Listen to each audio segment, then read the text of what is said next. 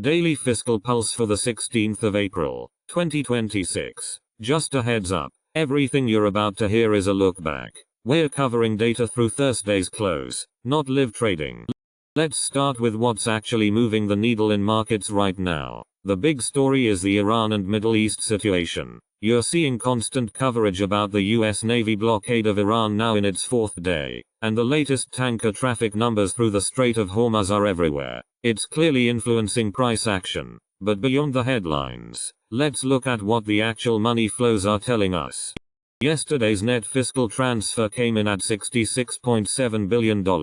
That sounds reasonable on the surface, but what really matters is the trend. The 5-day average has fallen to roughly half of what we've been seeing. The primary driver pushing that number is tax receipts, which hit $82.3 billion.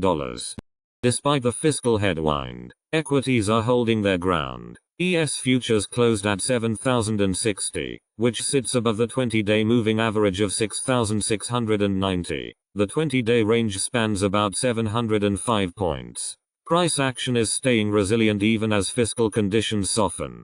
When you zoom out, that's where the real narrative emerges. Government spending is averaging $60.0 billion per day on a 5-day basis. Stack that against the 20-day average of $7.2 billion, and you see a clear deceleration. Less spending means less cash flowing through households and into financial markets. That tightening shows up in financial conditions. Year over year, the story gets even clearer. Spending for the fiscal year to date sits at $806.3 billion, roughly 4% lower than the same window last year. That's a significant reduction in the fiscal lift the economy and markets have been getting.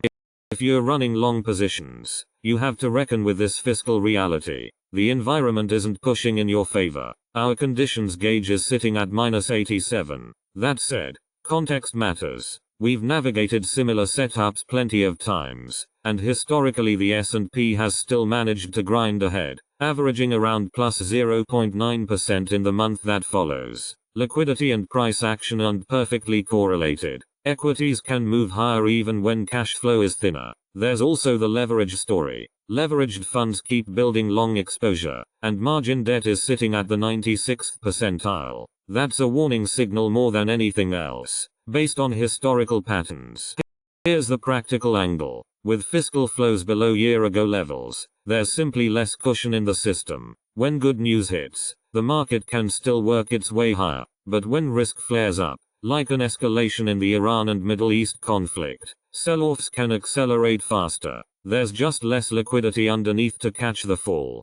A couple of dates to circle on your calendar. The 22nd of April brings the SSA payment cycle, which happens on the fourth Wednesday of the month and can shift near-term flows. The 15th of April individual income tax deadline is the single largest reserve drain event across the entire year.